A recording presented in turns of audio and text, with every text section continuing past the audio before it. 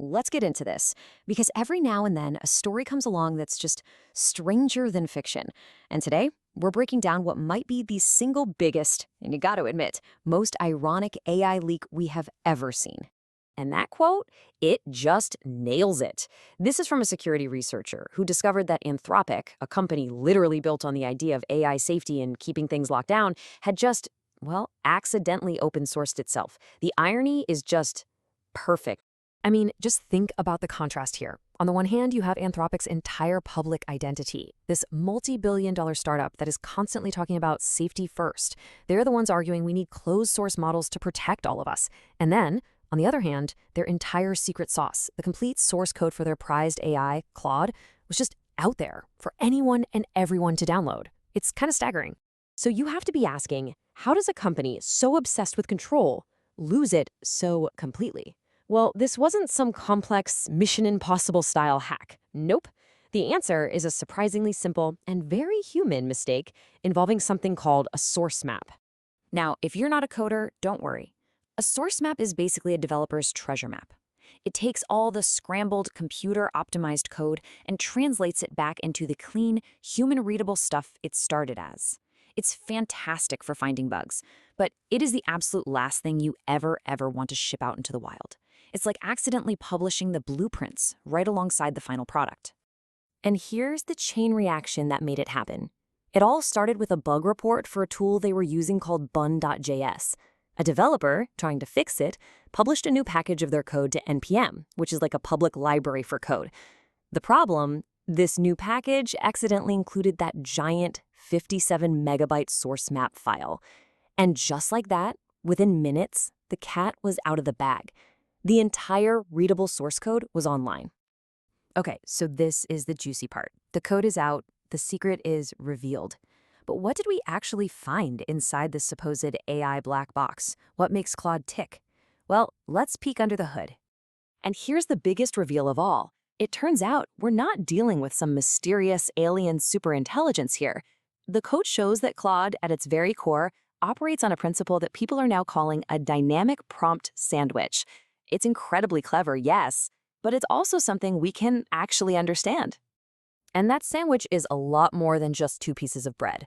It's a whole assembly line, 11 distinct steps that grab your prompt, pull it apart, analyze it, refine it, and build it back up into the final answer. It's a showcase of brilliant engineering, not some unknowable magic. You know, this might be my favorite part, because woven into all this sophisticated code, you find these huge blocks of just plain English. Hard-coded instructions basically pleading with the AI to be helpful, to be harmless, to, be a good boy. It's like finding little handwritten sticky notes from its creators right inside the machine. But it wasn't all just polite requests and guardrails, no. Buried deep in the code were some incredibly cunning techniques. You might even call some of them a little deceptive. Okay, this is some straight-up spy stuff. Anthropic knew its competitors would try to copy Claude by feeding its answers into their own models. So they built in poison pills. Sometimes, Claude will deliberately mention a fake software tool in its output, something that sounds real but doesn't exist. This sends any rival AIs on a wild goose chase. It's a fascinating look at the corporate espionage of the AI arms race. And then there's this, undercover mode. These are direct orders for Claude to never, ever reveal that it's an AI. The official reason is to stop its name from leaking, but it also has the side effect of making all of its writing, including code, look like it was made by a human, which, you have to admit, raises some interesting questions if it's contributing to open source projects. All right, get ready for one of the funniest reveals. To figure out if a user is getting frustrated, you'd assume a multi-billion-dollar AI company would use, some sophisticated sentiment analysis AI, right? Well, nope. Their cutting-edge frustration detector is literally just a list of swear words. If your prompt has one of these words in it, a little flag goes up that says, "User is frustrated." It's a hilariously low-tech solution inside a super high-tech product. But this leak wasn't just about how Claude works today. No. Buried in all that code were clues, entire sections even, that pointed to what Anthropic is planning for tomorrow. We got a glimpse of their secret product roadmap.